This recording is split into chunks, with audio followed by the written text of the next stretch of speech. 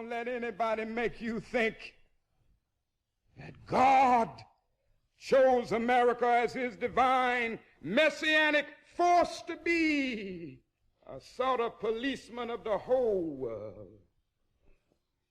God has a way of standing before the nations with judgment, and it seems that I can hear God saying to America, "You are too arrogant.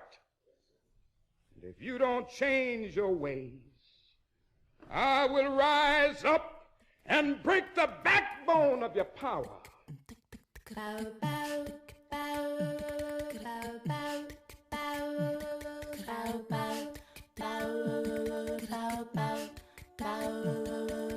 Hotep, which in the language of ancient Egypt means we come with justice in peace.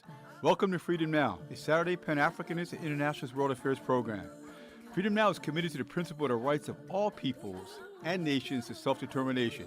We thank you deeply for your contribution to KPFK, which permits programs like Freedom Now to stay on the air. In this era of corporate acquisition and co-optation of all dissident media, we provide the microphone, challenging their corporate and racist point of view. So stay tuned for Agenda here at Freedom Now.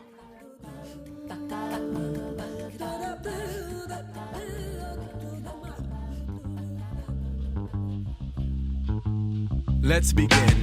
Assalamu alaikum, people of goodwill. I offer you the greeting of thought, manifested skill to finally reveal the open-end chapter as real as the flesh that you're embodied in. Habari Gani. This is Sister Thage with Freedom Now's agenda for this Saturday, November 29, 2025.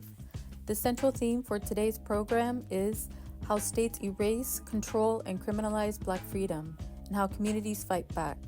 We commence today's program with our ancestor, Didon Kamati in the African Drumbeat Historical Calendar. Then, prolific author, radical historian, professor of African American Studies at the University of Houston, and Freedom Now co-producer, Dr. Gerald Horne interviews Daniel Cosart, assistant professor of history at Hood College and author of the book Afro-Peruvian Mestizos, The Invisibility of Blackness in Post-Abolition Peru. And later in the hour, Dr. Horne interviews Joshua Clark Davis, associate professor of history at the University of Baltimore and author of the book Police Against the Movement, The Sabotage of the Civil Rights Struggle and the Activists Who Fought Back. Today, we pay our respects to Imam Jamil Alameen, formerly known as H. Rap Brown, political prisoner, who has returned to Allah, may peace be upon him, a man who spoke truth so clearly, so fearlessly, that the most powerful nation on earth tried for decades to silence him. From the front line organizing of SNCC, the Student Nonviolent Coordinating Committee, to community leadership he built in Atlanta, Imam Jamil Alameen was a force rooted in discipline, integrity, and love for his people. He stood against state violence, against poverty, against the slow grind of oppression, and he did it without flinching. The government feared that strength, feared the unity he created, feared the example he set. But even behind the walls of a supermax, he remained unbroken, principled, and unwavering. His courage is now ours to carry. His clarity is ours to protect. Imam Jamil Alameen Presente. Our music clip mix includes MLK, Zap Mama, AC Alone, John Coltrane, Dexter Gordon, Art Farmer, Ben Webster, the Scott Kyle Quintet, prison radio commentaries, and more. So sit back, phone a friend, and as always we stand ready for revolution.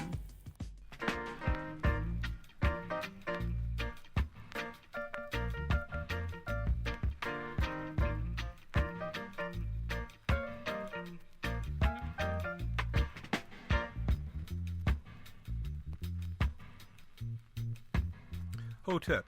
Hotep is an ancient Kemetic or Egyptian greeting meaning we come in peace and search for justice. This is the African Drumbeat Historical Calendar is a direct challenge to the miseducation of the general population worldwide by the European imperialist education and media systems.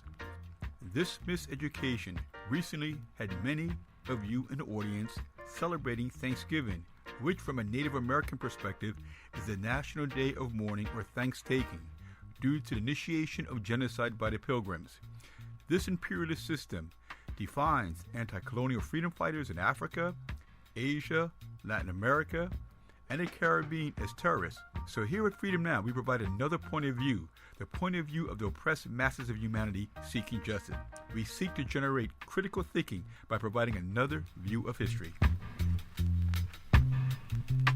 December 2nd, 1859, John Brown, who is considered the most controversial European in the 19th century, is hanged. He has been called the White Malcolm X. He was a European abolitionist with 20 children who organized armed struggle to free slaves and attempted to organize a liberation movement of slaves and abolitionists to overthrow the system of slavery. He was dissatisfied with the pacifism encouraged by the organized abolitionist movement. He reportedly said, "These men are all talk. What we need is action." During the Kansas campaign, he and his supporters killed 5 pro-slavery Southerners in what became known as the Potawatomi Massacre in May 1856. Brown's most famous deed was the 1859 raid he led on the Federal Armory at Harper's Ferry, Virginia, in modern-day West Virginia. During the raid, he seized a federal arsenal. 7 people, including a free African, were killed, and 10 or more were injured. He intended to arm slaves with weapons from the arsenal to lead a revolution against slavery, but the attack failed. December 3rd, International Day of the Disabled is proclaimed by the United Nations in 1992. Dignity and justice for all of us is the theme of this year's 2008 International Day for Persons with Disability, as well as for the 60th anniversary of the Universal Declaration of Human Rights. Article 25 of the United Nations Declaration of Human Rights provides that each person has a right to security in the event of unemployment, sickness, disability, widowhood, old age, or other lack of livelihood in circumstances beyond their control. December 3rd, 1847, the North Star newspaper founded by Frederick Douglass and Martin Delany, taking as its motto, "Rights is of no sex, truth is of no color. God is the Father of us all. We are all brethren." The North Star served as a forum not only for abolitionist views, but also supported the feminist movement and the emancipation of all oppressed groups. December 4th, 1969, Chicago Panther Fred Hampton, deputy chairman of the Black Panther Party, and Mark Clark killed by the Chicago police and the FBI. His assassination by COINTEL has been chronicled in the film The Murder of Fred Hampton. He was a pre-law major and headed the youth wing of the NAACP.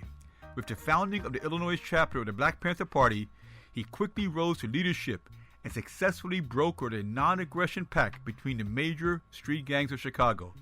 Hampton strove to forge a class-conscious, multiracial alliance between the Black Panther Party, the Students for Democratic Society, the Blackstone Rangers, the Puerto Rican Movement, the National Lords, and the Young Patriots. In May 1969, Hampton called a press conference to announce that a truce had been declared among this Rainbow Coalition, a phrase coined by Fred Hampton and made popular over the years by Jesse Jackson. December 5th, 1958, Osagyefo Kwame Nkrumah, the anti-colonial leader and first Prime Minister of Ghana, convenes the All-African Peoples Conference. This conference provided the first post-slavery, post-colonial conference of independent African nations, fulfilling Nkrumah's inaugural pledge that the independence of Ghana meant nothing as long as African people anywhere in the world were oppressed. This conference objective was to globally coordinate the decolonization and the de-necolonization of Africa and African people worldwide and the building of a United States of Africa, which, as a base, will provide a national homeland for Africans in the diaspora. Within a 10-year period since this conference, over 70% of African countries gained independence from colonialism. Today, the struggle is focused on neocolonialism, whose graveyard will be in Africa. December 6, 1865, the 13th Amendment ratified, which abolishes slavery in the United States except for prison inmates. December 6, 1961, Frantz Fanon, Pan-Africanist, Caribbean-born, French-educated staff psychologist for the French Colonial Army Division of Interrogation in Algeria, dies. Frantz Fanon commits class suicides and rejects his role in the French Colonial Army and becomes a member of the National Liberation Front of Algeria and a prolific writer on the psychology of colonialism and the psychology of self-hate. His most famous book, The Wretched of the Earth, becomes the Bible of the psychology of the oppressed and oppressors, as well as his book, Black Skin's White Mask, which unmasks the cultural vampire nature of European colonial culture upon indigenous people. December 6, 1919, Malacora Aquino, revolutionary Filipino independence activist, crosses over. She was imprisoned for providing weapons, storage, and communications to the anti-Spanish resistance forces seeking to gain Philippines' independence. December 6, 1987, the first Palestinian national uprising, the Intifada, begins in the occupied West Bank and the Gaza Strips. 20 years later, the struggle against Zionism and for national liberation of Palestinian peoples occurs today unabashed. December 6, 1956, the modern Cuban Revolution under Fidel Castro and Che Guevara and the Cuban Communist Party begins.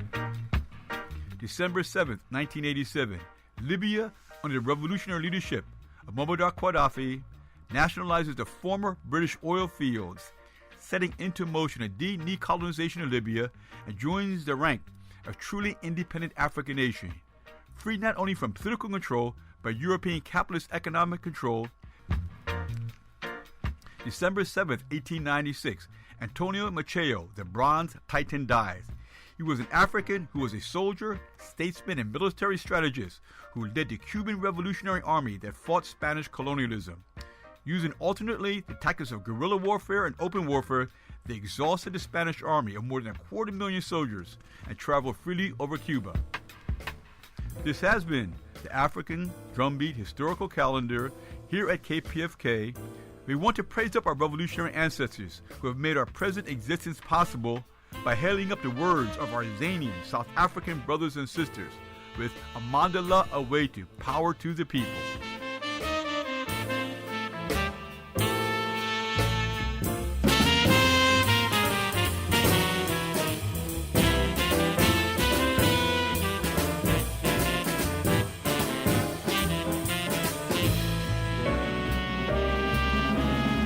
KPFK Radio, this is Gerald Horne, and with me on the line is Daniel Cosart, Assistant Professor of History at Hood College and author of the book Afro-Peruvian Mestizos, The Invisibility of Blackness in Post-Abolition Peru.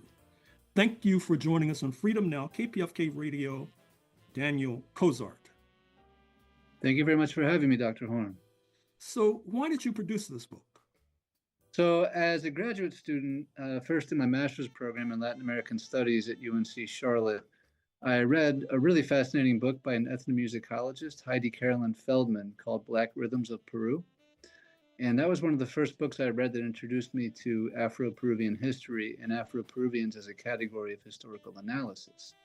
She explains in that book that in the 1950s, in really great detail, it's a fascinating book, how there was this rediscovery of Afro-Peruvian identity and culture that has progressed through the late 20th century into the present day and continues to build.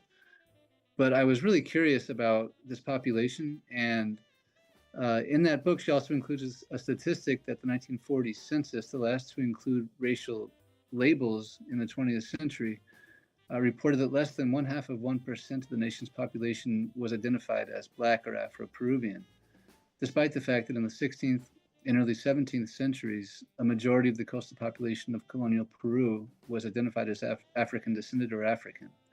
So I was really curious about this perceived disappearance and invisibility that I came to then encounter as a doctoral student researching the archives of Peru as well. I wanted to square this apparent erasure of history. So I dove into census records and a wide variety of other primary source materials to try to find a more complete answer to this question. So why was there a systematic exclusion of Afro-Peruvians from Peruvian history? I think the best answer to that question as to why is rooted in what we can see throughout the history of the Americas, which is a dominant ideology of white supremacy, and simply put, racism and anti-Blackness. We see that come through in the secondary literature that I analyzed throughout the book. including works in the early 20th century that I argue resemble earlier 19th century works in other parts of the Caribbean in particular, on abolitionist movements that both romanticized the history of African-descended peoples in the Americas, but also placed them in a colonial past and assumed that they had no place in the modern nation state or in the modern state countries moving forward. So slavery was abolished in Peru in 1855. Prior to that date, was there any history of resistance, anything from malingering to open revolt to collaboration with foreign powers? Yes. First, in the colonial era, there was a massive slave rebellion under the leadership of an enslaved Afro-Peruvian named Francisco Congo. And there's actually an activist movement named after him that was established in the 1950s and continued through the 1980s, that then transitioned into bigger activist movements that remain in place, including the CERED, or Centro de Desarrollo Étnico, in Lundu, another Afro-Peruvian activist organization. Beyond that, I found in the archives, kind of deeply buried in some of the records from a leftist magazine publication, an account of a pan-Latin American movement that was associated with the Anti-Imperialist League in the 1920s, in which I found a really explicit call for a pan-Black movement against U.S. imperialism as well. So there were movements both before and after this, after the abolition of slavery. I should also add that abolition was achieved mainly through the efforts of Afro-Peruvians who were enslaved themselves. There's a great deal of work on this by one of my dissertation advisors, Dr. Carlos Aguirre at the University of Oregon. So I would highly recommend his work, Agentes de su propia libertad, which translates to agents of their own liberation.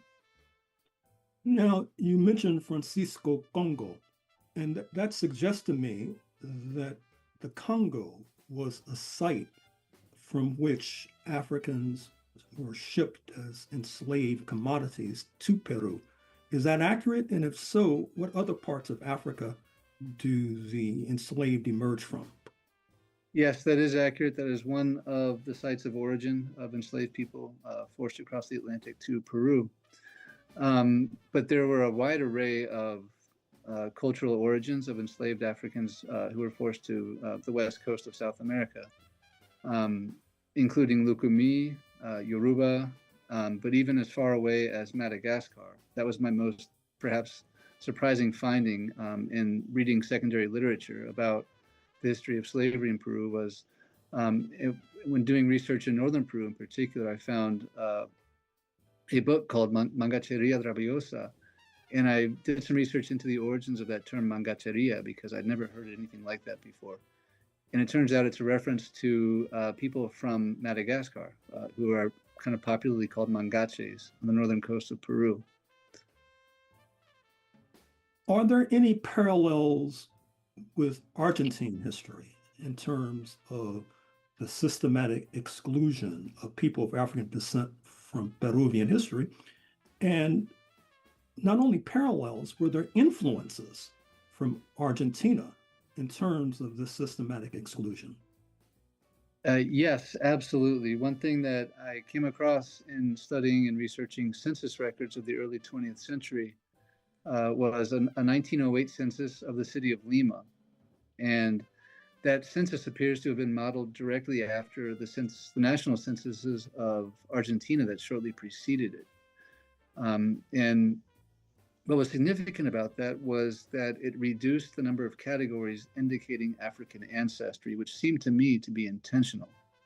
It's a way that I argue of officials and elite people in positions of power using their power to construct a top-down narrative of whitening that denied the existence of African-descended people in their own country, essentially following the model of Argentina, that it had a great deal of success in so-called whitening, in their view, right, by importing millions of Europeans over the course of the early 20th century to whiten the population. Peru didn't have as much success, so to speak, in recruiting European immigrants, but they took a different route, which was through manipulating the archives and the sources themselves.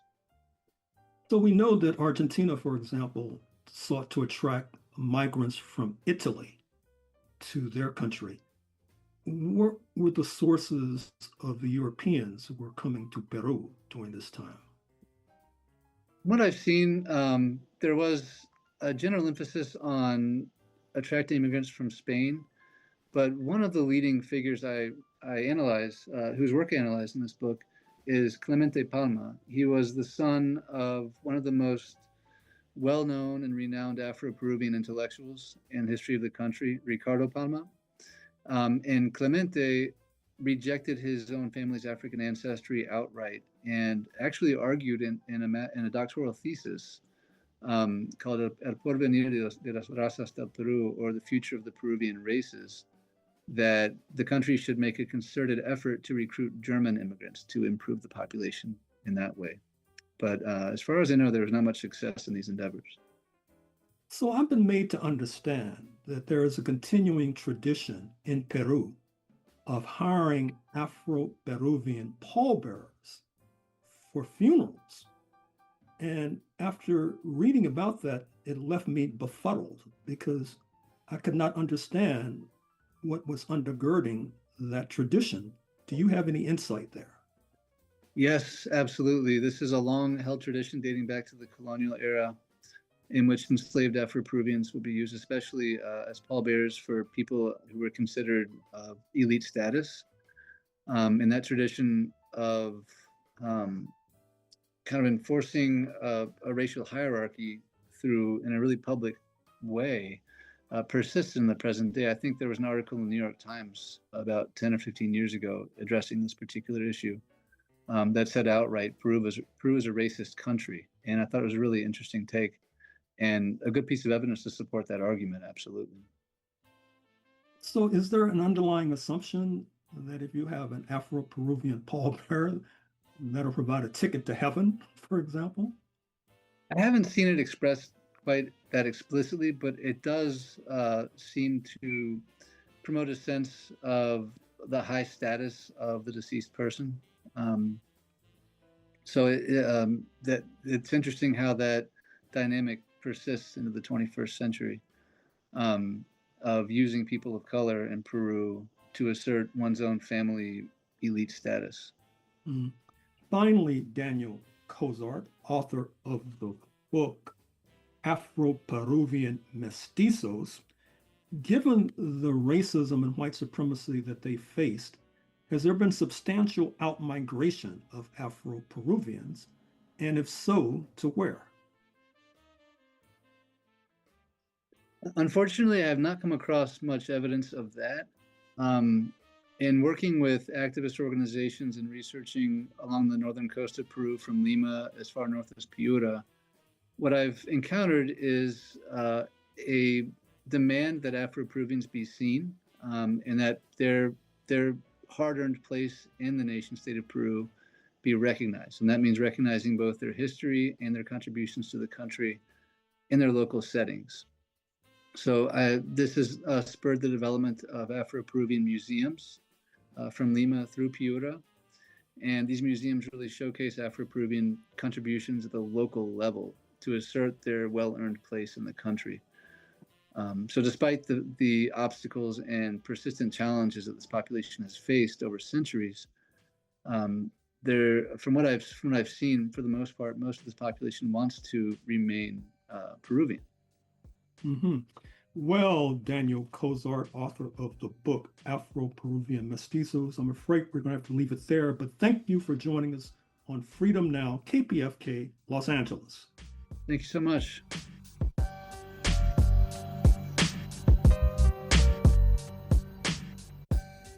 And up next is our prison radio commentaries. My name is Ikon Isha. I'm currently being held out in Indiana Department of Corrections at Westville Correctional Facility. My Indiana DOC number is 304103. I got sent out here on an interstate compact transfer for setting myself on fire in Virginia at Gerald State Prison last year, September 15th, due to inhumane conditions, my mental health purposely neglected to the point where I'm willing to die, stay back here any longer. So, going on a hunger strike as of today, November 20th.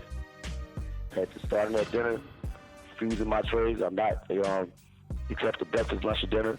I'm not accepting none of my meds. The medication for my mental health that I'm diagnosed for my mental health, that I get for my mental health doesn't even work. So I'm not taking my meds. I'm just doing this recording to let people know, so it's out there, so they know.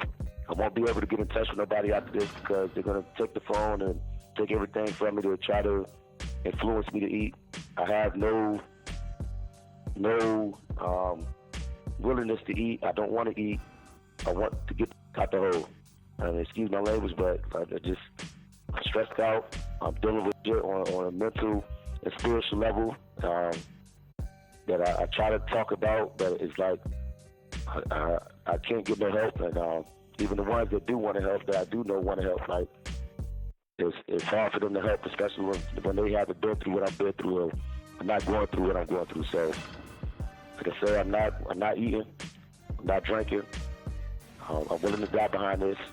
I know y'all will never hear from me again, but like I say, the only option for me is for me to get out the hole or for me to die. All right, thanks. These commentaries are recorded by Prison Radio. Hello, citizens. This is Faluch Bixby. The first topic is drinking water. Right now in Orion, Ohio, if you can find the studies, which some of us have been able to on the internet, since 2023, the government's been notified that the irrigation system and the prison system in Orion, Ohio, which serves about 3 to 4 different units, the irrigation system is designed to where it is the water that we use gets recycled, and they have a system that's supposed to disperse the sludge, and then they reuse some of the water. Long story short, they've known for years that their system's flawed and that the chemicals are unimbalanced and that the water's harmful. Well, they were told to hire chemists or so forth to fix the proper chemical balance or whatever it is. I'm not a scientist. And they didn't do it. And now we have water to where it's different colors, and the sludge has gotten to be to where they've been fined and everything because they've been illegally dumping it. And so they've been having to bring in drinking water into the prison. Well, there was a whole week where they didn't bring my block any drinking water, and their excuse was because unit staff wasn't here, so therefore nobody knew that we needed it. Now, that's the first topic, is the fact that the government was aware that there was water needed or corrected, and they didn't do it. But while they were ignoring the irrigation system and the necessities, they were turning around, changing policies, and spending over $500,000 per prison on body scanners. Now, keep in mind that the body scanner is to prevent from Suboxone or other drugs to coming into the prison system, but yet they give out at the pill window a lot of the same drugs that they're trying to illegally keep out, which makes no sense that they could spend $250,000 on a body scanner, but they can't spend no money on irrigation systems and water. Now, another topic is whenever we try to grieve or anything that goes on with the Ohio government, they claim immunity immediately, and then they stop you from being able to file lawsuits. And then if you try to go around the immunity clause, they'll say that you're vexatious. And what's happened personally in my case was that I was in Court of Claims, which has sole jurisdiction over ODRC and other small claims issues, and I won 2 cases. I was on my 3rd case where I was disputing about them trying to kill me and so forth, the government corruption, and I had evidence. People came forward, we had affidavits. Well, the judge botched the case, decided not to hear it, and then reached out to another county, Montgomery County, and asked his judge friend, because he was actually from Dayton, so he asked the judge from Dayton to file a vexatious lawsuit on me for my criminal case, which had nothing to do with the claims court. And then that judge came back and said I was vexatious in my criminal case to deny me from being able to file any other cases. So anytime I try to grieve or litigate, they say, well, the government's immune from anything you say because we've decided that you're vexatious and everything you say is wrong, which I filed documents to show that everything that they're saying is wrong. So then we double back. Now, let's go back to the smaller system of ODRC. If you file a grievance, the inspectors will move it to a kite system or deny you to be able to file a grievance. And then the inspector will say, oh, well, we've decided that the designee over that supervision of that office has decided that this is the way that issue will go, so therefore you can't grieve it because we've decided this is the way it is. Now, that is the purpose of a grievance, is if we disagree and say that something's a constitutional violation, but yet they won't let us proceed. So here I sit in a place where they've taken my reading glasses and my glasses to where I can't see, and they won't give me the glasses that I have because they say that they're not authorized at this prison, but yet they were approved by ODRC and the director. And we have multiple issues like this where they just decide one day, like, we're not going to let you do that because we choose to, even though it's against their policies and rules. Now, all I'm saying is it a conspiracy or not? I'm just saying, drinking water and all these other things that we're fighting in this state, and the immunity clause, these are things that need to be corrected. But there's nothing that we can do as inmates because we can't go to nobody because they prevent us to. So this is where society needs to step in because they don't respect legislation when they pass rules. And with that, I'm just going to leave you with enough for today. This is Faluch Bigsby, the author of God Uses Gangsters, and this is from Ohio Prison. We need help. These commentaries are recorded by Prison Radio. This is Larry Stromberg, SCI Phoenix in Pennsylvania, and this is a redraft of my poem called Penitentiary Theater, which will be published with Pen America, the Zen Remnants of You. So this is Penitentiary Theater. Penitentiary Theater. Praise are my psalms sung on the gods, someone once told me. Stories staged to bless the condemned. Written page of accountability or freedom coming to life. A portrait of deliverance or chaos, freeing the hopeless for just a few short hours. We are all actors behind the razor wire and concrete walls of condemnation.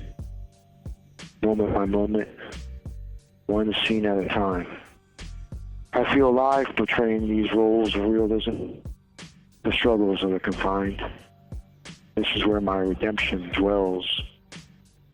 A purpose revealed to this mass population, a dedicated legacy defined. Prison theatrical dreams fulfilled, standing ovation, the curtain closes, the cage remains. Larry Stromberg, that was my poem, Penitentiary Theater.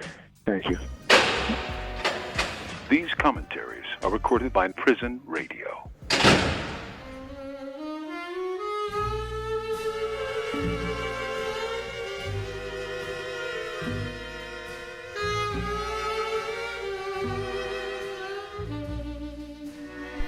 This is Sister Flora, and you are listening to Freedom Now at KPFK 90.7 FM in occupied Mexico, including Los Angeles, 98.7 FM Santa Barbara, 93.7 FM in San Diego, and streaming live on the web at kpfk.org.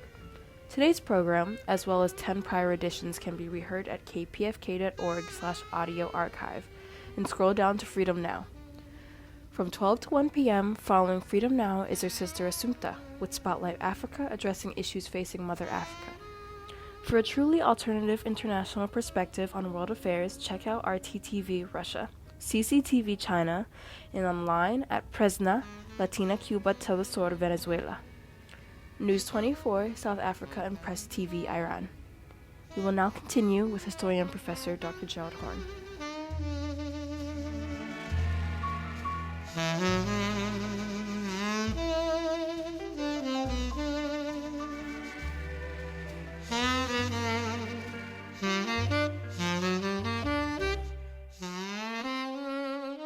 For KPFK Los Angeles, this is Gerald Horne, and with me on the line is Joshua Clark Davis, Associate Professor of History at the University of Baltimore and author of the book Police Against the Movement, The Sabotage of the Civil Rights Struggle and the Activists Who Fought Back.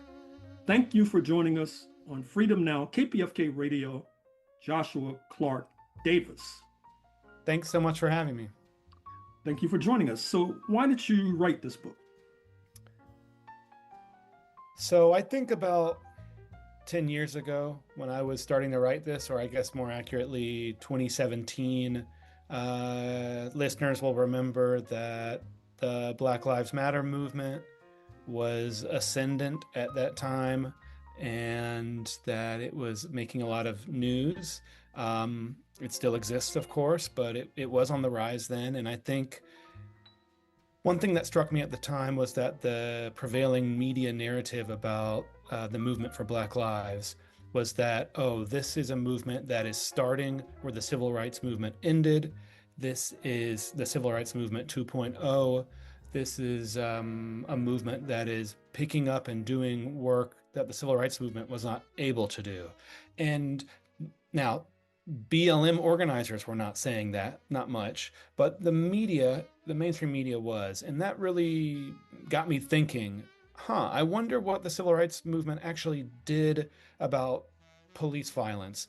Some of the most iconic moments, the Edmund Pettus Bridge in Selma, Bull Connor's henchmen attacking Black children in Birmingham. Some of the most iconic moments of the movement were brutal instances of police violence, but they are iconic for the suffering of nonviolent activists. And we have said very little about what civil rights organizers did in response. That got me interested. And I wanted to see if the movement had a record of fighting civil rights violations, specifically police violence. And if so, how that maybe would change our understanding of the civil rights movement. So that's kind of where I entered this topic. And what I found pretty quickly after I started doing research was, wow, the civil rights movement had a very long record of fighting police injustice, fighting police violence. And this is even before, groups famously and brilliantly like the Black Panther Party made that the heart of their organizing program. So describe some of the tactics that the police used against the movement, including surveillance, infiltration by undercover cops, retaliatory prosecutions, and the like. Right, very good question. I think at the heart of my book is this concept of slow violence. It's not a concept that I invented. It's one that you can find in other scholarship. But I really picked up on it because one of the things I wanted to do with this book is expand our notion of the violence that local police committed against civil rights activists. It was not just physical violence. It was also legal violence. It was trumped up felony indictments, not just a few nights in jail, but felony indictments that were usually specious and intended to derail and disable movements and to maybe even land people in prison. It was massive surveillance by red squads across the country. It was infiltration in some cases by police officers who masqueraded as activists and broke into civil rights groups. I think these tactics are well known among people on the left and scholars and students of history, but I think we almost exclusively ascribe them to the FBI, to federal officials, and to COINTELPRO. And one of the big arguments of my book is we have really kind of forgotten how much of this surveillance work and infiltration work was done by local police agents, local police departments, in some cases years before the COINTELPRO initiative against so-called Black extremists, and that this work was happening on the ground by the NYPD, the LAPD, the Philadelphia PD, the Chicago PD, and that we really need to move away from this kind of great man history that we tell of state repression in the civil rights movement. You know, this idea that it was Hoover versus King, or Hoover versus the Panthers, and it's kind of like if we look at one group or one individual, we can tell this story, and then we can tell it from the federal perspective, that's it. No, we've got to go local, and we've got to go before COINTELPRO, and we do that by looking at slow violence, not just physical violence, and that's not to diminish that. I mean, it broke bones, cracked skulls, and killed people, but these trumped up indictments, the surveillance, the infiltration, how it was used very effectively by police agents on the local level against the civil rights movement, even before COINTELPRO against so-called Black extremists. So describe the tactics that the movement used to foil this kind of evil. For example, sit-ins at police stations, picketing police headquarters, blocking city streets, some litigation, and perhaps you could single out the activists who fought back in your answer.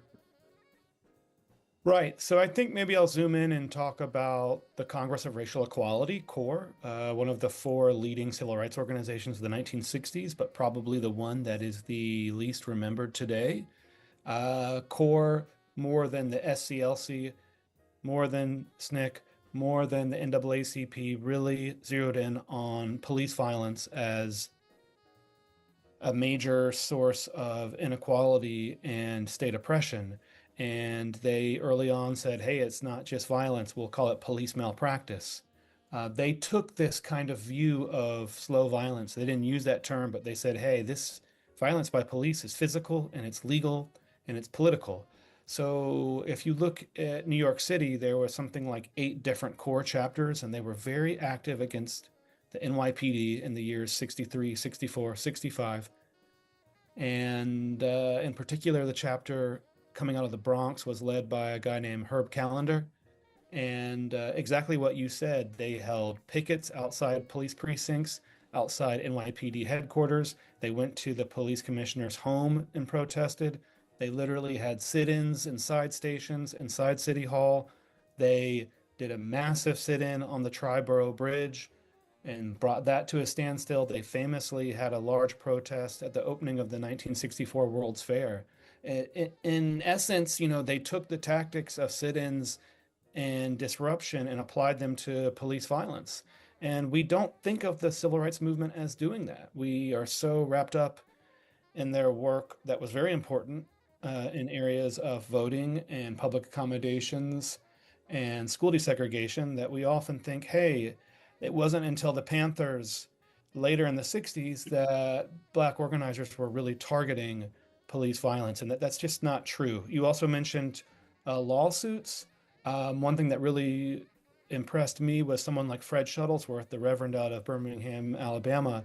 He sued the Birmingham police in 1960, 3 years before those infamous attacks on Black children by the Birmingham police. And he sued Bull Connor and the Birmingham police in federal court and said, hey, we've got evidence that you've been spying on us and that you've been conducting surveillance on us, and we're going to sue you for violating our First Amendment rights.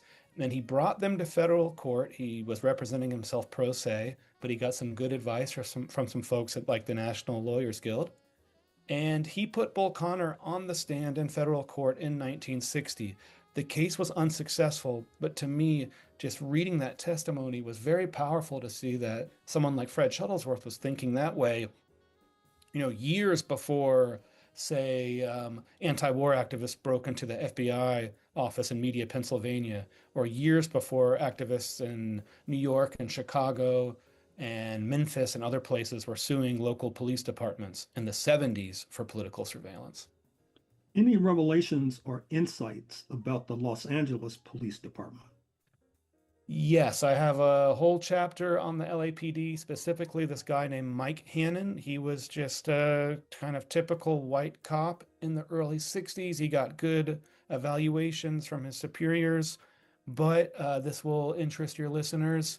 He started listening to KPFK radio, and I believe it was Art Kunkin who had a show, who later, I believe, went on to create the Free Press.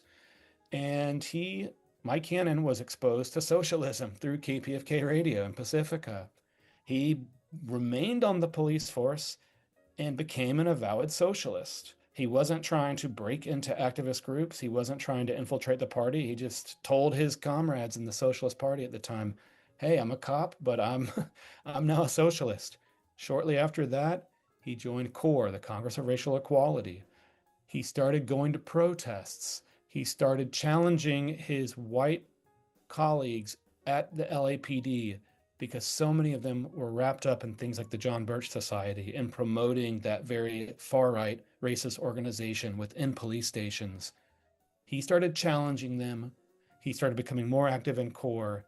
He even did things like he wrote anonymous articles in the CORE newspaper in LA and wrote anonymous political cartoon against police in the LA CORE paper. ultimately, Chief William Parker charged him with administrative violations and brought him before an administrative court, basically, an internal court, and said, you're doing things that are unbecoming of police officers. He said, when you go to protests, you're getting in the way of our own on-duty police officers. We're going to try to fire you. And he was one of the very first LAPD officers who said, you know what, I'm going to challenge this and we're going to turn this into a trial, not just some little 10-minute proceeding. And they had a very long trial. It was national news. They challenged the punishments. By a hair, he was not fired, but he was put on suspension and just sentenced to a very, kind of demoralizing lower form of an assignment in the LAPD. But at the same time, he was going to law school, and he later quit the LAPD about a year after that because he became an attorney who, among other things, helped people sue the LAPD for instances of police brutality. You also have written about the war on Black-owned bookstores. What do you have to say about that? So that grew out of my first book called From Head Shops to Whole Foods. It was about how activists in the 1960s and 70s created political vehicles in the form of small businesses. And so, for example, folks coming out of SNCC, folks coming out of other Black Power organizations started Black-owned bookstores. And one thing I became very interested in was these former organizers were telling me in interviews, yeah, I know the FBI came to our store this time and that time. I know that they bought a large box of Mal's Red Book. And so I wanted to start digging up those documents, and I did. Among other documents, I found a memo from J. Edgar Hoover written to all FBI field offices in 1968 saying, hey, if there is an African-type bookstore, and that's what he called it, if there's an African-type bookstore in your jurisdiction, you need to go to it. You need to figure out who the owners are, what organizations are behind it. You need to track who the customers are. You need to track what they're selling in those stores. You need to just give us a bunch of intelligence on these Black-owned bookstores. And that was a part of my research in my book. I ended up writing a piece about it for The Atlantic. And that was another way I got to this topic in the second book, which was I was beginning to do lots of FBI FOIA requests, even though this book is not about the FBI per se. One thing that was useful was a lot of their documents had copies of lost police memos inside the FBI documents. So I did a lot of FOIA requests to find old police intelligence records that their own departments had long since lost or often destroyed. And FOIA, of course, is the Freedom of Information Act. The headlines today are replete with stories about, for example, Israeli cooperation and collaboration with U.S. police departments. I'm wondering if you have any insight to share upon foreign assistance during the period you study concerning this kind of sabotage of the movement. So I think some of that was happening for sure. This is something that I don't write much about at length, but one of the leading police history scholars is Stuart Schrader, and he wrote an excellent book called Badges Without Borders, where he wrote about extensive collaboration between U.S. police leaders and police leaders around the world in the 1960s and 70s, aimed at so-called counterinsurgency efforts. And I think that's where it really comes into play, especially in the late 60s, where you see these urban uprisings, and American police leaders are connecting with police leaders in other countries, often countries that are brutal dictatorships, and talking with them about, all right, you've waged an effective war against internal rebels, so how do we do that? And let's trade some stories and techniques and tactics. And I think that was really the framework for that, is combating so-called insurgencies, whether it's in the form of rebels and civil wars, or whether it's in the form of urban uprisings in the United States. So you've alluded to COINTELPRO, the counterintelligence program of the FBI, and you've also suggested that that is not necessarily the main focus of your own book. But I'm wondering if you could talk to us about any kind of collaboration between COINTELPRO, the FBI, and local police departments. For example, you mentioned this question of monitoring and surveilling Black-owned bookstores, for example. Mm-hmm. I guess I would start by saying that a lot of the dirty work that the FBI did, of course, preceded COINTELPRO. I mean, there were multiple COINTELPROs. They had different focuses. One was on the Communist Party in the late 50s. One was on the Socialist Workers' Party a bit later. And then the most notorious one against the so-called black extremists that was announced by Hoover internally in 67. What I would say is, yes, there's certainly collaboration between the Red Squads. The Red Squads were local political intelligence units within local police departments. The NYPD one, Chicago PD had one, virtually every major city police department had one. They were close to the ground. They had officers who were going to rallies and to protests, and sometimes were even on first name basis with some of those people. And they certainly fed information up to the FBI, especially when the FBI asked them to.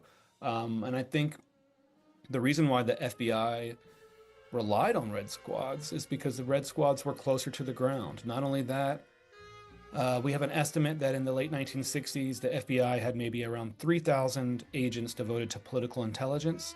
At the same time, we have police departments across the country where maybe upwards of 4,700 officers were devoted to political intelligence. So there was just more of them.